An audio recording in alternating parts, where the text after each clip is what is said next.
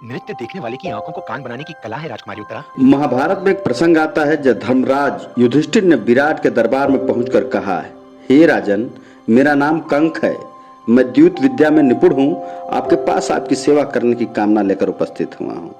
जिस बाहुबली के लिए रसोइये दिन रात भोजन परोसते रहते थे, वह भीम बल्लभ का वेश धारण कर स्वयं रसोईया बन गया। नकुल और सहदेव पशुओं की देखरेख करने लगे। दासियों से घिरी रहने वाली महारानी द्रौपदी स्वयं एक दासी सौरंध्री बन गई और वह धनुर्धर, उस युग का सबसे आकर्षक युवक, वह महाबली योद्धा, वह द्रोण का सबसे प्रिय शिष्य, वह पुरुष जिसके धनुष की प्रत्यंचा पर बाण चढ़ते ही युद्ध का निर्णय हो जाता था, वह अर्जुन, पौरुष का प्रतीक अर्जुन, नायकों का महानायक अर्जुन, एक नपुंसक बृहनला बन गया। युधिष्ठिर राजा विराट का अपमान सहते रहे और उसके प्रतीक अर्जुन एक नपुंसक सा व्यवहार करते रहे। नकुल और सहदेव पशुओं की देखरेख करते रहे। भीम रसोई में पकवान पकाते रहे और द्रौपदी एक दासी की तरह महारानी की सेवा करती रही। परिवार पर एक विपदा आई तो धर्मराज अपने परिवार को बचाने हेतु कंक बन गया। पौरुष का प्रतीक एक नपुंसक बन गया।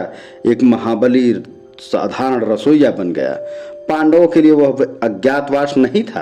अज्ञातवास का वह काल उनके लिए अपने परिवार के प्रति अपने समर्पण की पराकाष्ठा थी।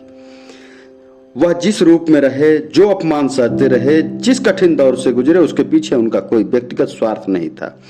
अज्ञातवास का वह काल परिस्थितियों को देखते हुए परिस्थितियों के अनुरूप ढल जाने का काल था।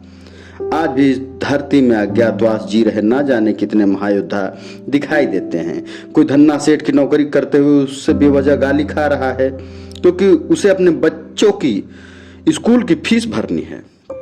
बेटी के ब्याह के लिए पैसे इकट्ठा करता बाप एक सेल्समैन बनकर दर दर धक्के खा रहा है, सामान बेच रहा है। ऐसे असंख्य पुरुष निरंतर संघर्ष से हर दिन अपना सुख दुख छोड़ कर अपने परिवार के अस्तित्व की लड़ाई लड़ रहे हैं। रोजमर्रा के जीवन में किसी संघर्षशील व्यक्ति से रूबरू हो तो उसका आदर कीजिए, उसका सम्मान कीजिए। फैक्ट्री के बाहर खड़ा गार्ड, होटल में रोटी परोसता वेटर, सेठ की गालियां खाता मुनीब वास्तव में कंक, बल्लभ और बृहनला हैं। क्योंकि कोई भी अपनी मर्जी से संघर्ष या पीड़ा नहीं चुनता। वे सब यहाँ कर्म करते हैं, वे अज्ञातवास जी रहे हैं, परंतु वह अपना अपमान के भागी नहीं है, वह प्रशंसा के पात्र हैं।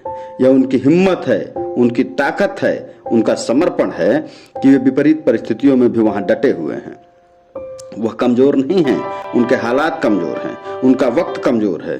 उनका सम्मान करें, उनका साथ दें, क्योंकि एक दिन संघर्षशील कर्मठ ईमानदारी से प्रयास करने वालों का अज्ञातवास अवश्य समाप्त होगा।